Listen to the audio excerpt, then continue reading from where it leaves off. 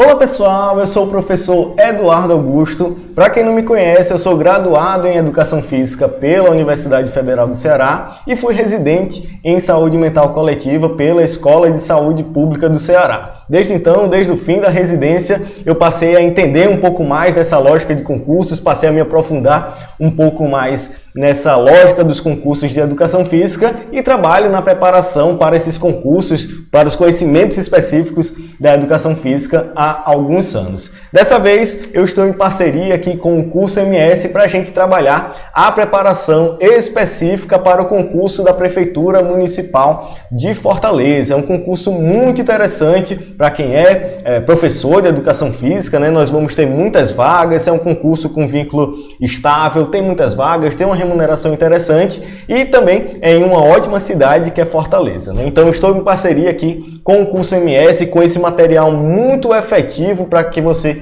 consiga conquistar a sua tão sonhada aprovação em um concurso público.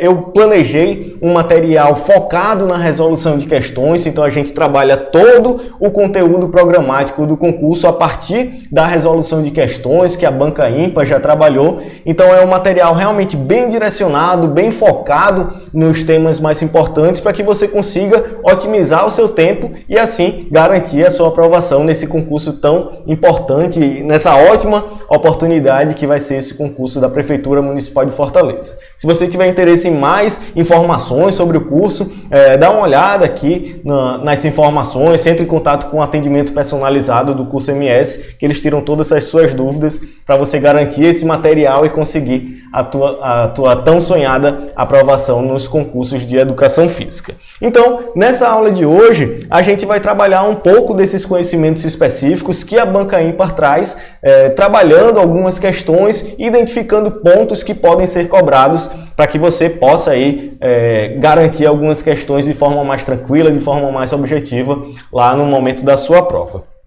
Então, para iniciar, antes da gente passar para as questões de fato, eu queria falar um pouquinho do conteúdo programático. O conteúdo programático do concurso, né, que o edital trouxe, é um conteúdo programático que, apesar de ter poucos temas, né, são cerca de 15 tópicos, porém, ele deixa margem para cobrar diversos assuntos da Educação Física. Então, é muito comum, quando a gente fala da preparação para os concursos de Educação Física, a gente está meio perdido, né? Não saber por onde começar a estudar, o que estudar sobre cada um daqueles tópicos. E aí, para facilitar um pouquinho, para dar um melhor direcionamento para você, eu trago aqui um breve resumo do conteúdo programático, que eu gosto de trabalhá-lo em 4 eixos. A partir daqueles 15 tópicos que o conteúdo programático traz, eu consigo tranquilamente dividir ele em 4 eixos e a partir desses 4 eixos a gente consegue direcionar melhor os estudos, saber por onde vai estudar, o que estudar sobre cada um daqueles tópicos, e é basicamente isso que a gente vai fazer no curso aqui do MS, né? Esse curso de resolução de questões. Trabalhar aqueles tópicos mais importantes para que com isso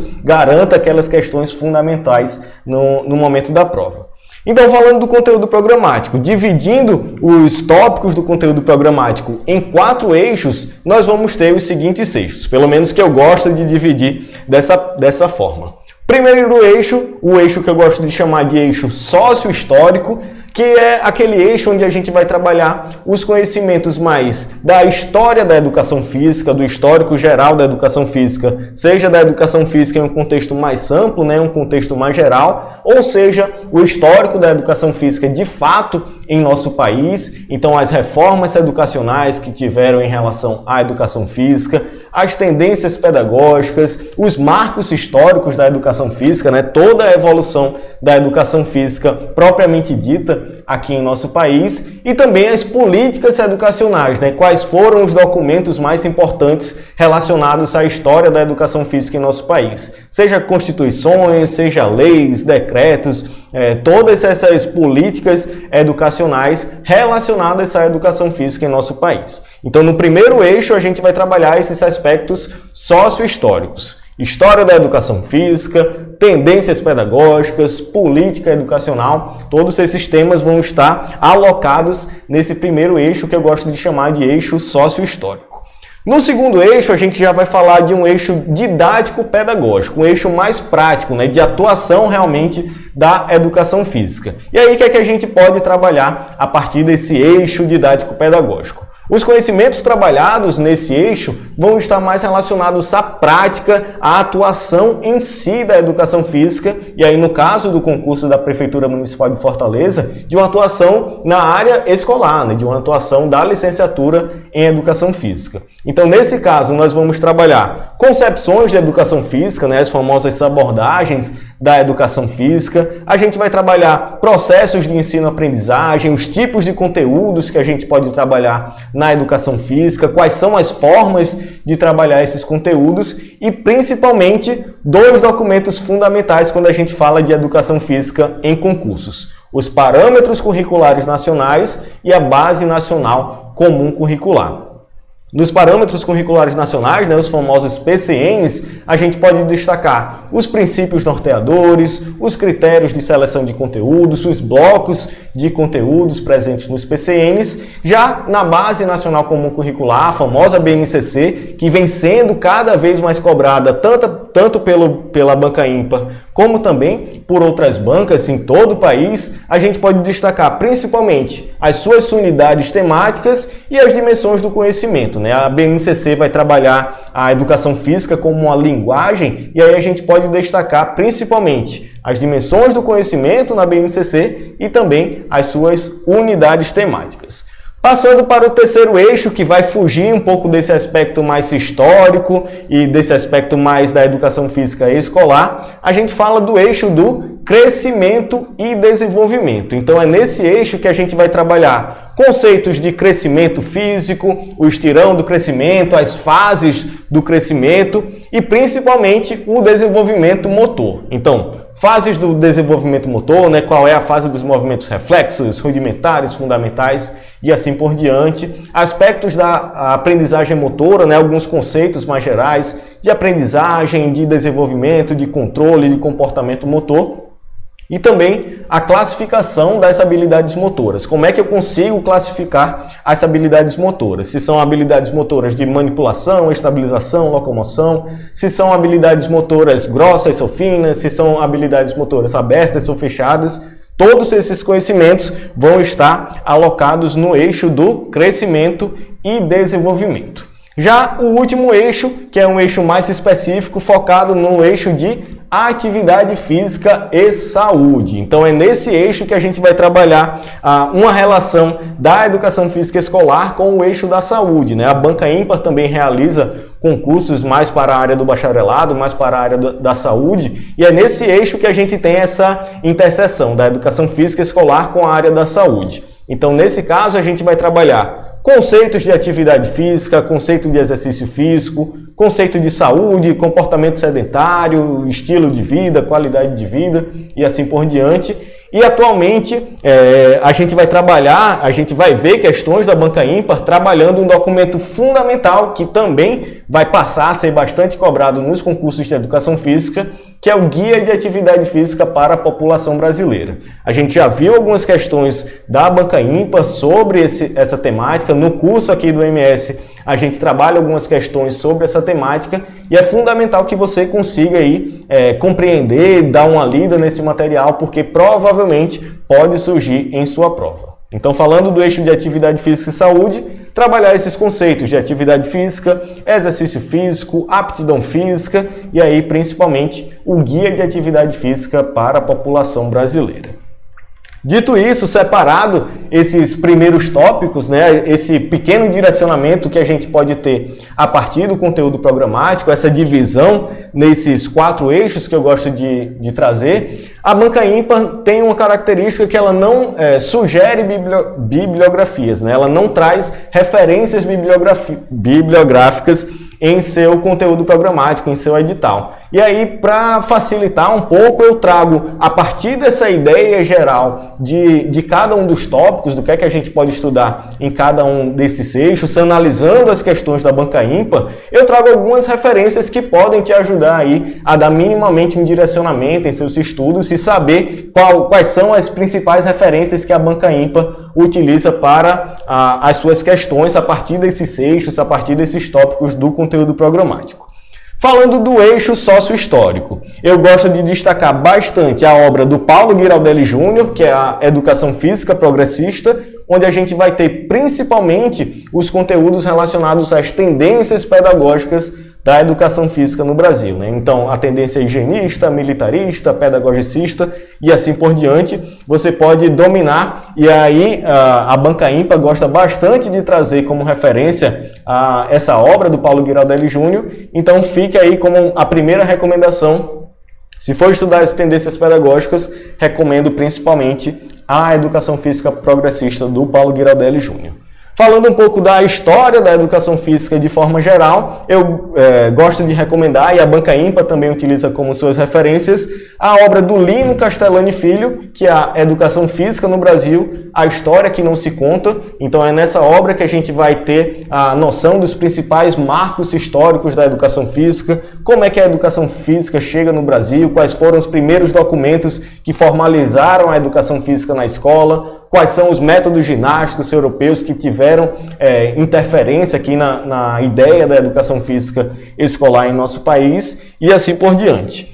E aí, mais uma obra que está presente no eixo sócio-histórico é outra obra do Lino Castellani Filho, que se chama Política Educacional e Educação Física. E é nessa obra que a gente vai ter uma noção melhor, uma maior referência sobre os principais documentos norteadores, aí, os documentos regulamentadores da educação física em nosso país. Quais foram as LDBs, os decretos, as referências da educação física nas constituições e assim por diante. Então, obra fundamental para você que quer entender um pouco melhor da política educacional relacionada à educação física. Então, falando do eixo sócio-histórico, eu recomendaria principalmente essas 3 obras, que são obras de referência para concursos de forma geral e principalmente pensando na Banca Ímpar. Já no segundo eixo, no eixo didático-pedagógico, onde a gente vai trabalhar as abordagens, as concepções da educação física, uma educação física mais aplicada na escola, eu destaco a famosa obra do coletivo de autores, né, a Metodologia do Ensino de Educação Física, onde a gente vai ter essa concepção de educação física crítico-superadora, mas principalmente a gente vai ter uma noção da cultura corporal, né? Na obra da Metodologia do Ensino de Educação Física, que a gente tem o conceito de cultura corporal e que é bastante cobrado pela Banca Ímpar. Então, fica como dica aí a obra do coletivo de autores para compreender um pouco sobre a história da educação física, sobre a abordagem crítico-superadora e principalmente sobre esse contexto da cultura corporal, da educação física e da cultura. Outras obras relacionadas ao eixo didático-pedagógico, eu gosto de destacar em relação às abordagens pedagógicas, né, as concepções de educação física, a obra da Soraya Darido, Educação Física na Escola, Questões e Reflexões. Tem outras obras da Soraya Darido que também já foram cobradas em questões da Banca Ímpar, mas essa é uma obra bastante interessante, principalmente para você ter uma noção geral ali das abordagens pedagógicas. A Soraya Darido traz um resumão, né, traz um compilado ali das abordagens pedagógicas e que acaba sendo bastante interessante para você dar uma lida, uma relembrada ali quando a gente fala sobre abordagens pedagógicas da educação física. E as outras 2 recomendações que eu já falei anteriormente, os PCNs, os Parâmetros Curriculares da Educação Física, e aí destacando os princípios norteadores dos PCNs, os critérios de seleção dos conteúdos, blocos de conteúdos, tipos de avaliação, temas transversais, são diversos tópicos importantes dos PCNs que podem ser cobrados pela Banca Ímpar. Então, é um documento fundamental aí para você dar uma lida, ter uma atenção mais específica para esse documento. E por último, a famosa BNCC, a Base Nacional Comum Curricular, destacando principalmente na área da educação física as suas unidades temáticas, né, as suas classificações e a distribuição, principalmente ao longo do ensino fundamental, e também as dimensões do conhecimento, né, um tópico bastante importante que já vem sendo cobrado em questões da Banca Ímpar. No terceiro eixo, no eixo do crescimento e desenvolvimento, eu recomendo essas duas obras. Primeiramente, a famosa obra do Galarrot e Osmo, que é Compreendendo o Desenvolvimento Motor, e aí focar principalmente nas fases do desenvolvimento motor, nos conceitos gerais relacionados a crescimento, desenvolvimento, maturação, aprendizado motor e assim por diante. E também a obra A Aprendizagem Motora, Conceitos e Aplicações, do Richard Maggio, onde a gente vai ter principalmente a relação com a aprendizagem motora, com a classificação de habilidades motoras. Obra bastante importante também, que já foi cobrada em questões da banca ímpar, que a gente também já trabalhou no curso aqui de resolução de questões para banca ímpar. E quarto e último eixo, o eixo de atividade física e saúde. Eu falei anteriormente, né, do Guia de Atividade Física para a População Brasileira, documento fundamental que vai ser cada vez mais cobrado em concursos, onde a gente tem aí as principais recomendações para cada faixa etária do nosso país, tem recomendações relacionadas à atividade física e saúde na escola também, tem alguns conceitos importantes relacionados ao tema. Então é uma obra e um documento bastante importante para você conferir. E também a obra do Marcos Narras, que é Atividade Física, Saúde e Qualidade de Vida, principalmente para você relembrar esses conceitos gerais relacionados à atividade física e saúde. Atividade física, exercício físico, aptidão física, quais são os componentes da aptidão física e assim por diante. Então, de forma geral, as minhas dicas em relação ao conteúdo programático são esses 4 eixos, né? Eixo sócio-histórico, eixo didático-pedagógico,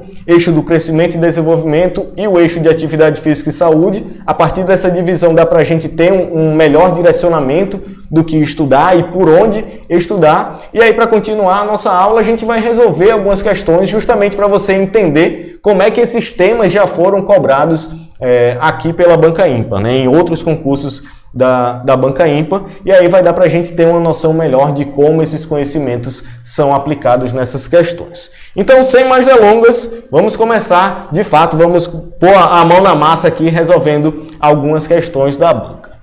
Na primeira questão, a questão do ano de 2016, sobre as tendências que permearam a história da educação física no Brasil, segundo Giraldelli Júnior, acabei de falar da referência aí do Giraldelli Júnior, né, a obra Educação Física Progressista. Complete as informações abaixo e, em seguida, assinale a opção que contém a sequência correta. Então, vamos lá. Primeiro item. A tendência da educação física que vislumbra a possibilidade e a necessidade de resolver o problema da saúde pública pela educação. E aí a gente já tem um ponto de destaque aqui, que ele busca resolver o problema da saúde pública pela educação. Para essa tendência, a educação física assume um papel fundamental na formação de homens e mulheres sadios, fortes e dispostos à ação.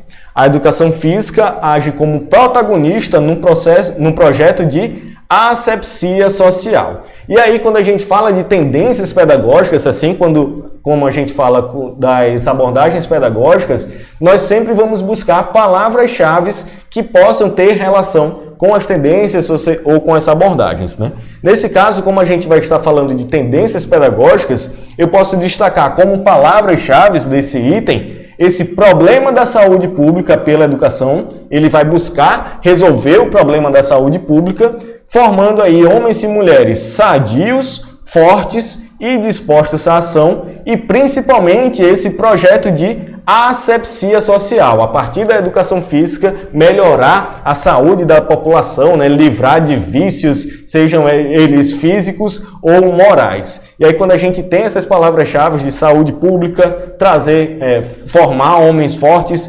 homens e mulheres fortes, sadios, fortes moralmente também falando, né? Não só fisicamente, a gente vai estar falando da tendência higienista. Então, no primeiro item, a partir dessas palavras-chave, nós vamos estar falando da tendência higienista. Deixa eu tentar escrever aqui.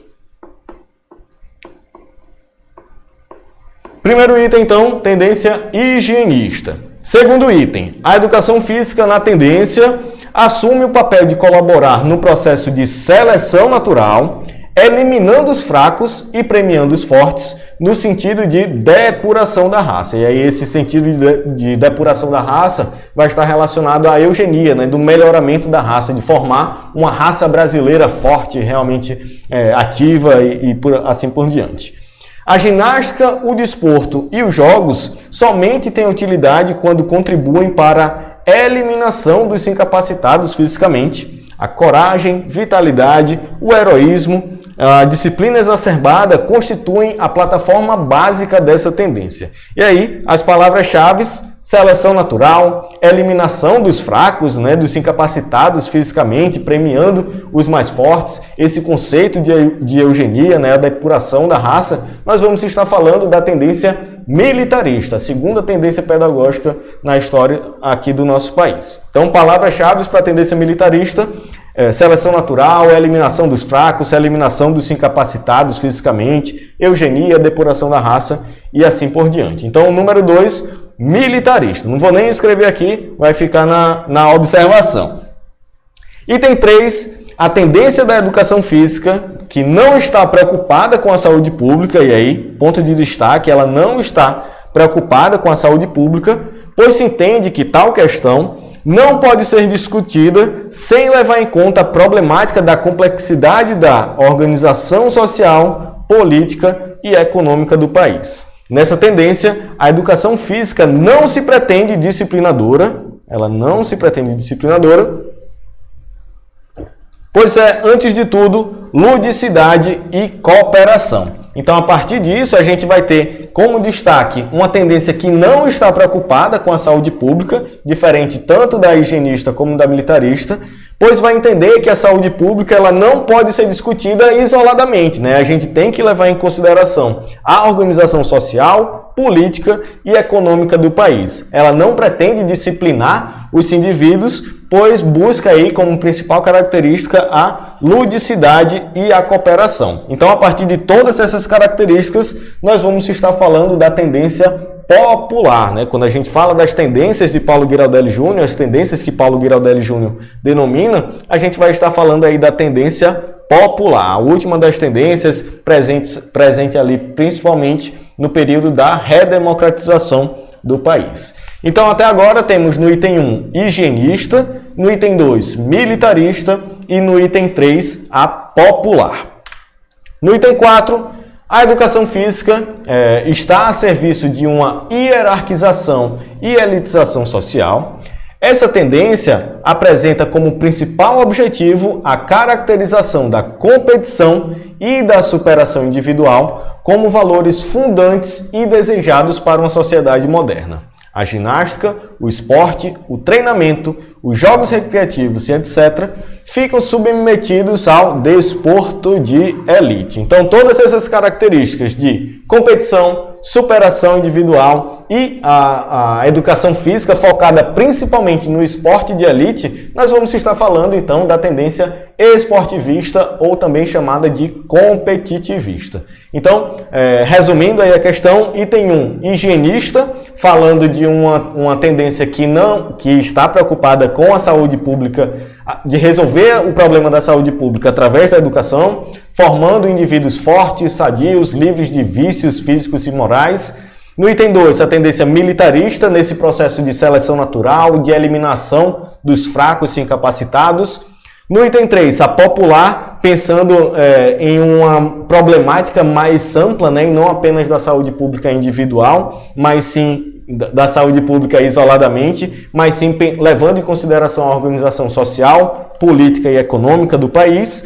E por último, a tendência competitivista ou esportivista, pensando aí na competição, na superação individual e no esporte de elite. Então, nesse caso, nós vamos ter higienista, militarista, popular e competitivista. A alternativa B é a alternativa correta dessa primeira questão.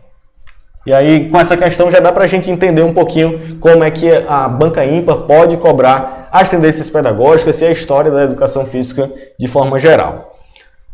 Na segunda questão do ano de 2017, no processo de ensino da educação física escolar, o professor pode deparar-se com diferentes abordagens pedagógicas que auxiliam o seu fazer docente.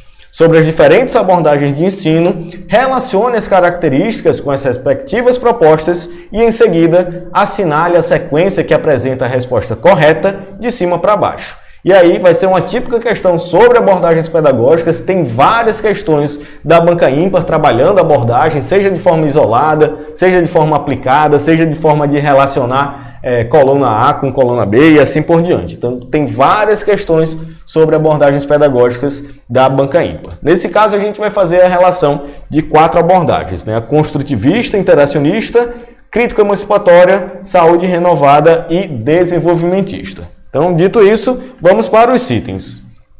No item 1, o objeto central dessa proposta é o se movimentar humano. As atividades de ensino concentram sua atenção no processo de interação entre os alunos e a produção gestual. Então, quando a gente fala, muito cuidado aqui, pois esse conceito de se movimentar ou movimentar-se humano é um conceito muito clássico da abordagem crítico-emancipatória. Ele vai estar diretamente relacionado à cultura de movimento, que a abordagem crítico-emancipatória fala.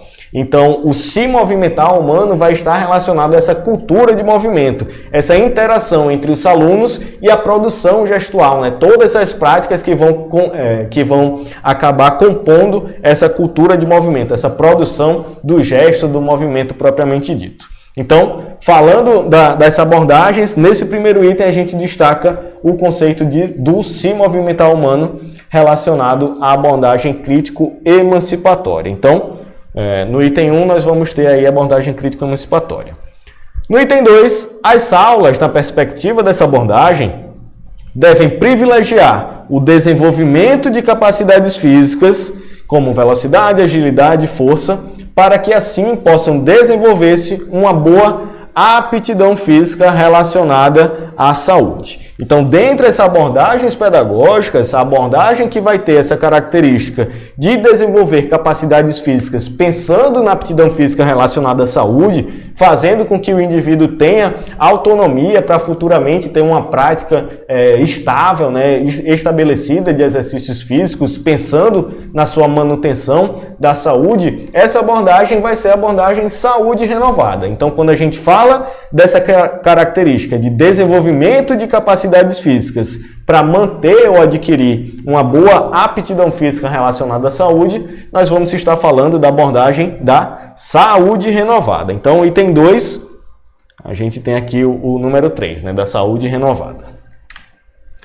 Item 3, essa abordagem apresenta a ideia central de que é papel da educação física privilegiar a aprendizagem do movimento, proporcionando aos alunos experiências que garantam a aquisição de habilidades motoras e o desenvolvimento adequado do comportamento motor. E aí todas essas características de aprendizagem do movimento, aprendizagem de habilidades motoras, focando no desenvolvimento adequado do comportamento motor, nós vamos estar falando então da abordagem desenvolvimentista. A famosa abordagem desenvolvimentista, né, que tem o movimento como principal meio e fim da educação física, que tem esse enfoque na aquisição de habilidades motoras, tem uma faixa etária bem delimitada de 4 a 14 anos, todas essas são características da abordagem desenvolvimentista, que eu inclusive esqueci qual é o número 4. Então, a gente aqui nesse terceiro item temos a abordagem desenvolvimentista.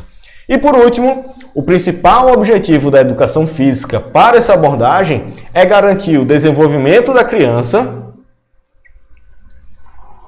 no contexto de jogo, brinquedo e brincadeira. Parte-se do conceito de desenvolvimento que contempla, além dos aspectos motores, a dimensão psicológica, a relação com o meio e a aquisição e utilização desses aspectos para toda a vida.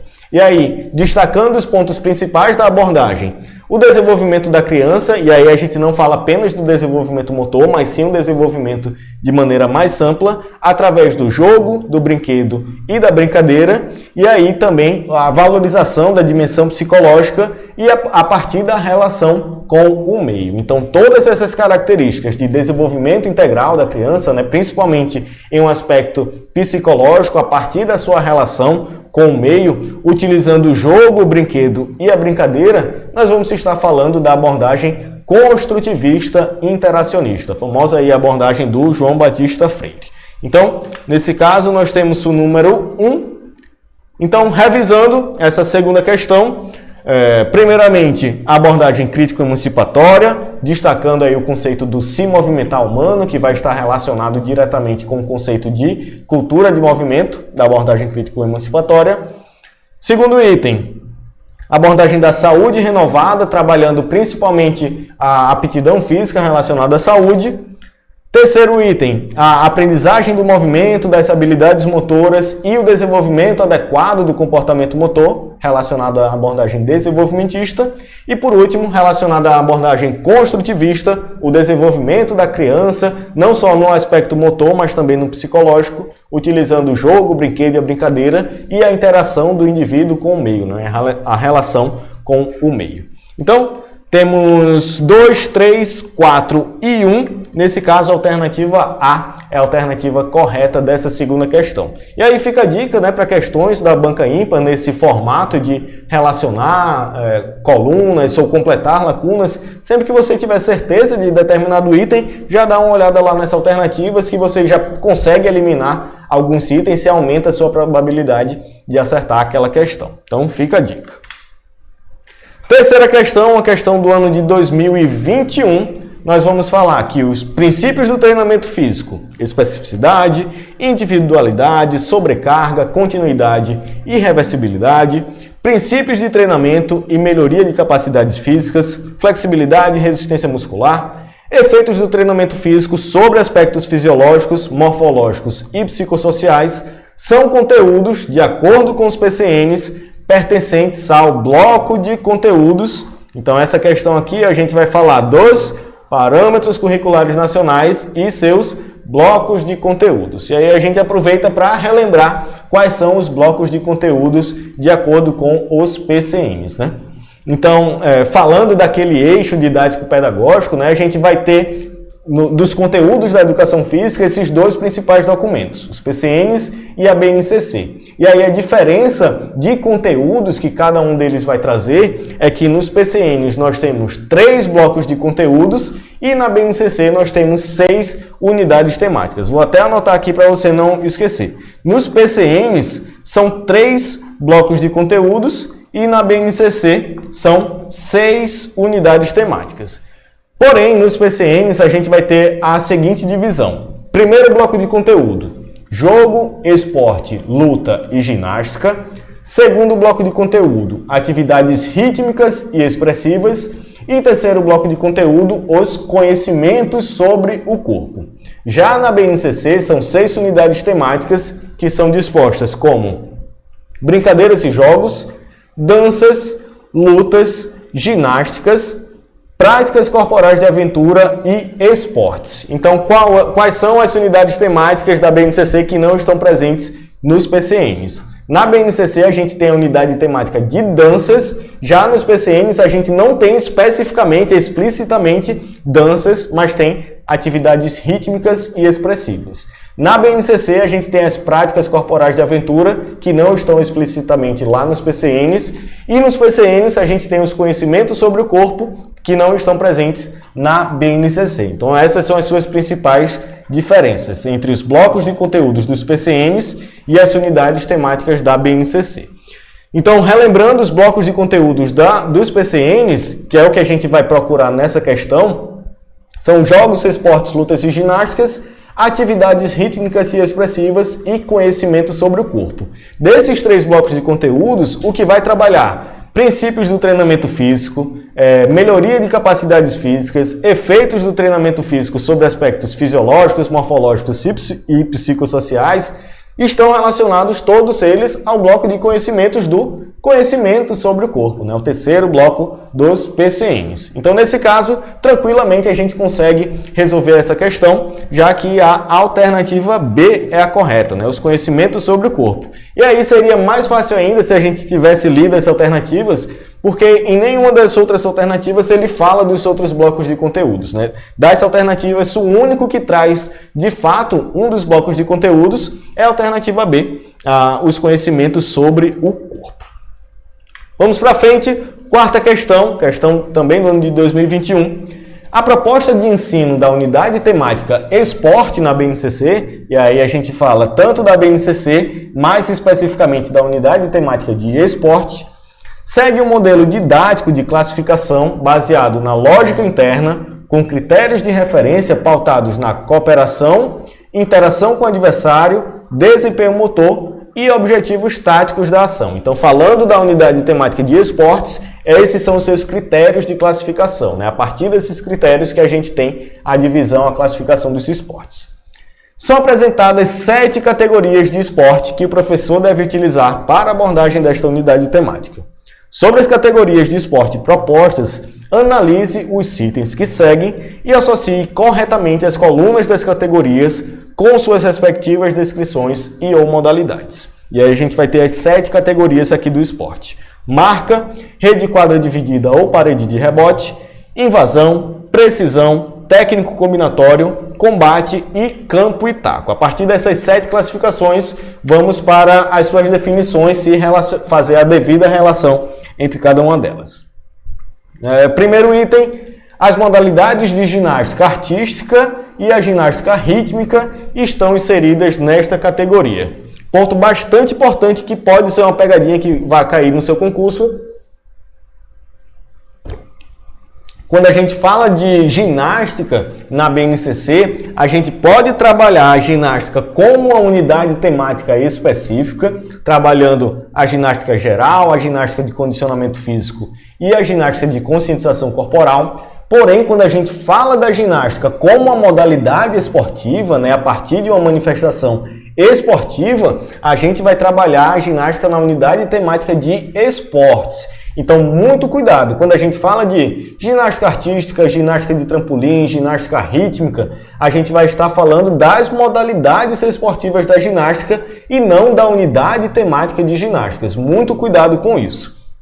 E aí, falando especificamente da ginástica artística e da ginástica rítmica, elas estão presentes na classificação dos esportes chamado de esportes técnico-combinatórios. O seu resultado é exposto a partir de padrões técnico-combinatórios. Então, eu vou ter uma noção geral, o árbitro vai ter uma noção geral daqueles padrões de movimento e a partir da execução do atleta, ele vai tendo a noção ali da execução, se seguiu de fato o padrão, se seguiu de fato um padrão técnico, um padrão combinatório e assim por diante. Então, quando a gente fala de modalidade esportiva da ginástica, assim como saltos ornamentais, nado sincronizado, todos eles são modalidades técnico-combinatórias. Então, muito cuidado com isso. Deixa eu só relembrar qual é o número do técnico combinatório. Número 5. Então, letra A, já temos o número 5. Vamos para frente. Item B, o tênis de campo, tênis de mesa, badminton, peteca, raquetebol, squash, são exemplos de modalidades dessa categoria. Então, a principal característica em comum entre todos esses esportes, né, tênis, badminton, peteca, raquetebol, e aí entra o beach tênis e assim por diante, a gente vai estar falando de uma quadra dividida, né, ou parede de rebote. A gente vai ter um esporte com uma rede dividindo a quadra. Então, a sua classificação é justamente rede, quadra dividida ou parede de rebote, nesse caso, número 2. Então, B2. Item C. Essa categoria caracteriza-se pela disputa onde os adversários tentam vencer um ao outro através do desequilíbrio, imobilizações, exclusão de determinados espaços e ou contusões, combinando ações de ataque e defesa por serem sempre modalidades individuais. Então, todas essas características de utilizar desequilíbrio, imobilização, exclusão, ataque e defesa, contusões, são todas elas características dos esportes de combate. E aí, novamente, assim como a unidade temática de ginástica, a gente pode trabalhar as lutas na unidade temática de lutas, a manifestação das lutas como uma prática corporal de fato, porém, quando a gente fala da manifestação da luta como a modalidade esportiva, nós vamos estar falando dos esportes de combate. Então, número C, ou item C, são os esportes de combate, nesse caso, número 6. Então, C6. Vamos para frente, item D.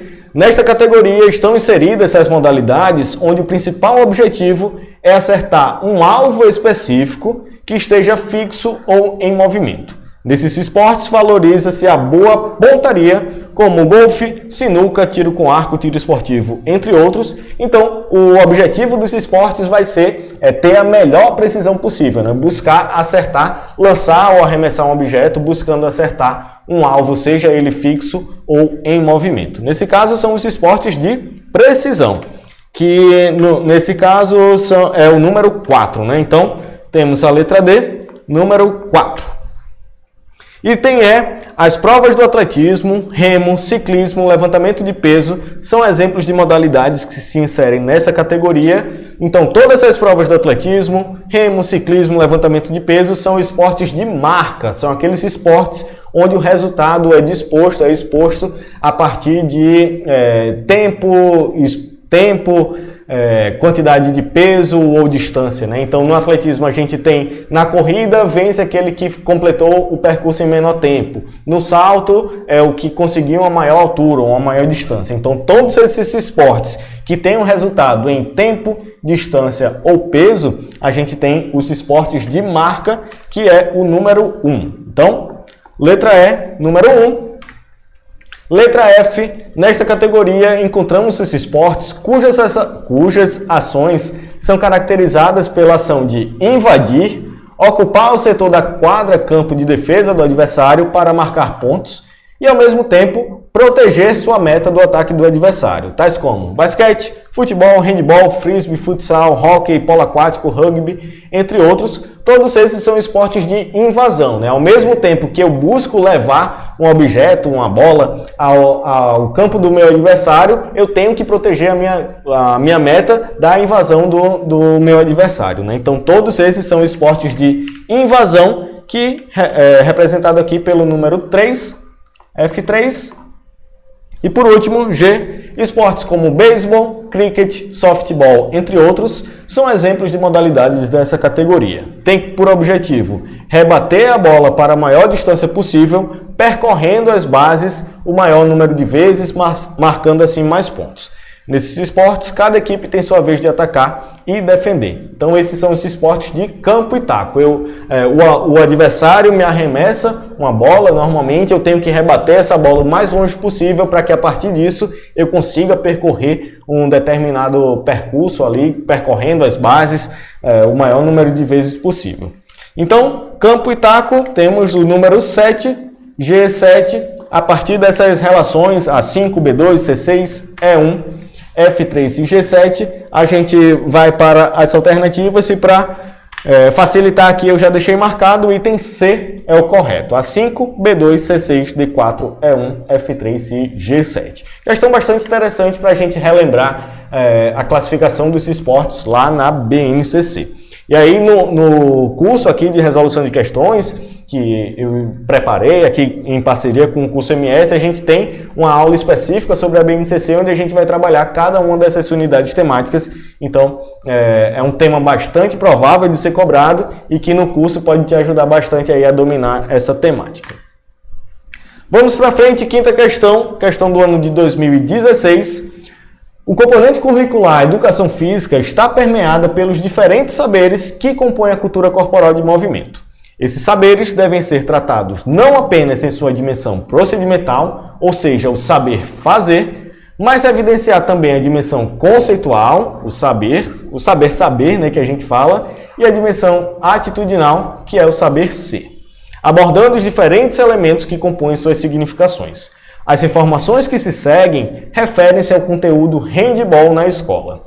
Quais afirmativas abaixo são exemplos da dimensão procedimental? E aí é um tópico que cai bastante também na banca ímpar, que são essas categorias de conteúdo, né? As dimensões do conteúdo, os conteúdos procedimentais, conceituais e atitudinais. Quando a gente fala da dimensão procedimental, a gente vai estar falando do saber fazer, que são os procedimentos, as habilidades, as técnicas propriamente ditas, e é justamente isso que a gente vai pesquisar nos itens relacionados ao handball.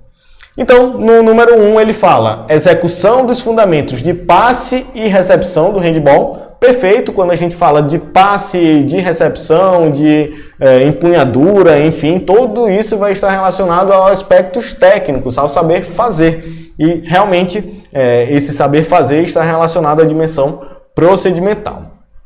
Item 2, respeito às regras e às capacidades individuais e do grupo, evitando comparações. Isso está relacionado ao saber ser, né, a dimensão atitudinal. Item 3, análise do contexto histórico e das transformações pelas quais o handebol passou. E aí quando a gente fala de contexto histórico, a gente vai estar falando do saber, né, dos fatos, do conhecimento mais teórico, um conhecimento mais histórico. Então, seriam os conteúdos conceituais, não procedimentais. Item 4, vivenciar o jogo de handebol aplicando os fundamentos técnicos e táticos. Perfeito, dimensão procedimental. E 5, participar das atividades em grupos, duplas, trios, cooperando e interagindo de forma colaborativa, está relacionado ao saber, ao conteúdo atitudinal, ao saber ser, não ao procedimental. Nesse caso, apenas os itens 1 e 4 são verdadeiros. A alternativa B é a correta dessa quinta questão. Vamos para a sexta questão, questão do ano de 2018.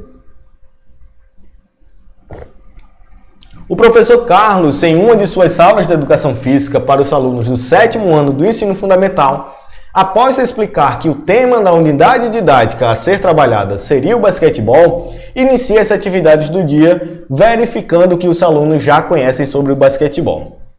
Solicita que os alunos se informem se já tiveram alguma experiência ou se já vivenciaram um jogo de basquete ou quais são os seus interesses com relação a esse esporte. No decorrer das aulas, os alunos passam a experimentar diferentes situações de ensino. Nos momentos de experimentação dos alunos, o professor observa todo o grupo, ficando atento aos limites de cada um, aos avanços e ao progresso do que conseguem executar. A aprendizagem dos alunos no agir coletivo e, aos poucos, vai intervindo com algumas orientações e sugestões, sempre que percebe ser necessário. Após algumas aulas, o professor propõe aos alunos que em uma das partidas realizadas para a prática do jogo de basquete, eles filmem o jogo e em seguida que a partida seja analisada pelo grupo para que possam avaliar o desempenho coletivo com base nos aspectos técnicos e táticos e realizar um torneio. Para análise do vídeo e dos jogos, os alunos devem aplicar os conteúdos trabalhados nas aulas e a análise coletiva do vídeo e do desempenho nos jogos serão utilizados para a mensuração de uma nota da unidade didática desenvolvida.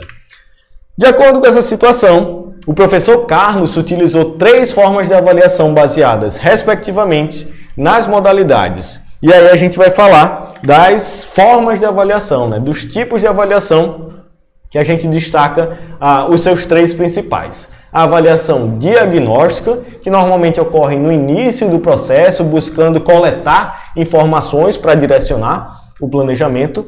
A avaliação formativa, que vai ocorrer durante o processo, buscando aí realizar aqueles pequenos ajustes no planejamento, né? Vai identificando quais são o que está dando certo, o que está dando errado, quais são os pontos que os alunos estão gostando, o que é que não está dando certo ali. E por último, a avaliação somativa, que é realizada no fim do processo e normalmente é utilizada para definir uma nota, o que vai consolidar ali todo aquele processo de ensino-aprendizagem. Dito isso, a gente vai pesquisar qual foi a ordem desses tipos de avaliação que o professor realizou. E aí, para a gente não reler todo o item, né, a gente vai destacando as palavras principais. No início, a gente viu aqui que ele inicia as atividades do dia verificando o que os alunos já conhecem sobre o basquetebol. E aí, para verificar o que é que os alunos já conhecem, ele pergunta se os alunos já tiveram alguma experiência, se já vivenciaram o jogo, quais são seus interesses. E aí, a partir do momento que ele faz esses questionamentos, ele está realizando, está pensando numa avaliação diagnóstica, né? Está coletando as informações para, a partir disso, realizar o seu planejamento, o seu plano de ação. E aí, ele fala que nos momentos de experimentação das aulas, o professor vai observando todo o grupo, atento aos limites de cada um, aos avanços e aos progressos, o que é que cada um consegue executar, o que é que cada um está aprendendo, e a partir disso ele vai dando orientações e sugestões sempre que percebe ser necessário. Então, esses detalhes, né, esse ajuste fino que a gente fala, está relacionado à avaliação formativa. Está ocorrendo o processo e aí ele vai coletando algumas informações para fazer algumas sugestões, algumas orientações durante o processo. E aí, por fim, ele sugere que realizem um torneio, que façam um jogo, né, para trabalhar os aspectos técnicos e táticos. E o mais importante é que essa análise dos vídeos gravados, dos desempenhos nos jogos, serão utilizados para mensuração de uma nota ao fim da unidade temática desenvolvida, né? Então, isso representa a avaliação somativa. No fim do processo, ele vai dar uma nota, vai atribuir uma nota para consolidar todo aquele processo de ensino-aprendizagem. Então, nesse caso, nós vamos ter a avaliação diagnóstica no início, coletando as informações, a avaliação formativa, realizando algumas orientações e sugestões ao longo do processo, e, por último, a avaliação somativa, realizando aí a mensuração de uma nota ao fim da unidade. Então, nesse caso, diagnóstica, formativa e somativa, alternativa B é a correta. Na 7ª questão, a questão do ano de 2022, no modelo teórico de desenvolvimento motor, segundo Galarrot, a fase motora fundamental é assim denominada por ser a base para o desenvolvimento de habilidades motoras mais complexas. Sobre essa fase, assinale a alternativa correta. Item A. Então a gente vai falar principalmente das fases do desenvolvimento motor, mas especificamente da fase motora fundamental. No item A, na fase de desenvolvimento que vai dos 2 aos 7 anos de idade, é descoberta uma grande variedade de movimentos manipulativos, locomotores e estabilizadores. Perfeito já é a alternativa correta quando a gente fala das fases dos movimentos, fases do desenvolvimento motor. A gente vai ter, primeiramente, a fase dos movimentos reflexos, que vai ali da vida uterina até por volta de 1 ano de idade. A fase dos movimentos rudimentares, que vai do nascimento até cerca de 2 anos de idade. A fase dos movimentos fundamentais, que é o que a gente está falando nessa questão, dos 2 aos 7 anos de idade, que vão ser a base para a fase dos movimentos especializados, né? Então é justamente nessa fase que a gente consegue adquirir e refinar as habilidades motoras fundamentais de manipulação, de locomoção e de estabilização. Então o item A está correto, tanto pela faixa etária, né, de 2 aos 7 anos, como também dessa grande variedade de movimentos manipulativos, locomotores e estabilizadores. Item B. A fase motora fundamental é composta por 3 estágios: transitório, de aplicação e de utilização permanente. Falso, já que, na verdade, a fase do desenvolvimento motor, que é dividida nesses 3 estágios, transitório, de aplicação e de utilização permanente, é a fase dos movimentos especializados, não a fase dos movimentos fundamentais. Então, item B, falso por conta disso, não é a fase motora fundamental, e sim especializada. Item C. A fase motora fundamental está relacionada aos movimentos que se iniciam na vida intrauterina e que vão até aos 2 anos de idade. São as primeiras formas do ser humano relacionar-se com o mundo externo e, por isso, é denominada de fundamental. Falso, né? Já que a gente viu que na fase dos movimentos fundamentais, ela vai dos 2 aos 7 anos, adquirindo e refinando essas habilidades motoras fundamentais de manipulação, locomoção e estabilização. Item D. Na fase motora fundamental, há o predomínio dos movimentos estabilizadores, que estão divididos em 3 estágios: codificação, decodificação e transição dos movimentos. E aí é falso, ele acabou fazendo uma mistura aqui. Quando a gente fala de estágio de codificação e decodificação de informações, a gente vai estar falando da fase dos movimentos reflexos, e o estágio de transição vai estar mais relacionado à fase dos movimentos especializados, não da fase dos movimentos fundamentais. Por isso, falso também. Então, de fato, a alternativa A é a correta dessa 7ª questão, né? A fase dos movimentos fundamentais vai dos 2 aos 7 anos e é justamente nessa fase que a gente adquire e refina as habilidades fundamentais de manipulação, locomoção e estabilização. E aí, a 8ª questão do ano de 2018. Em relação às definições de atividade física e exercício físico, é correto afirmar: atividade física e exercício físico têm definições equivalentes, sendo a diferença nos termos somente oriunda de fontes bibliográficas diferentes. Falso, quando a gente fala de atividade física e exercício físico, a gente tem dois conceitos bem distintos, né? Atividade física é todo o movimento corporal que gere gasto energético acima dos níveis de repouso. Já os exercícios físicos acabam também sendo atividades físicas, né? Já que são atividades que geram gasto energético acima dos níveis de repouso. Porém, a característica dos exercícios físicos é que eles são sistematizados, são repetidos, né? São organizados, buscando manter ou adquirir um ou mais componentes da aptidão física. Então, essa é a diferença da atividade física e do exercício físico. Atividade física, todo o movimento corporal que gere gasto energético acima do nível de repouso. Já os exercícios físicos também são consideradas atividades físicas, porém, tem como característica serem organizados, sistematizados, repetitivos, buscando melhorar, adquirir ou manter um ou mais componentes da aptidão física. Item B, exercício físico é um subgrupo das atividades físicas, sendo algo planejado, estruturado, repetitivo e intencional. Perfeito, é exatamente isso que eu falei, né? Todo exercício físico é uma atividade física, porém nem toda atividade física é um exercício físico. Todo exercício físico é uma atividade física, pois tem um gasto energético acima dos níveis de repouso. Porém, nem toda atividade física é um exercício físico, porque nem toda atividade física é planejada, estruturada, sistematizada e assim por diante. Item B já é o correto. No item C, ele fala que a atividade física é um subgrupo do exercício físico, e aí a gente já elimina esse item C. Item D, as definições de atividade física e exercício físico não apresentam nenhuma relação, sendo que não deveriam ser usadas para expressar ideias semelhantes. Falso, já que a gente viu que tem essa relação, né? Todo exercício físico é uma atividade física, porém nem toda atividade física é um exercício físico. Então, oitava questão, realmente item B é o correto.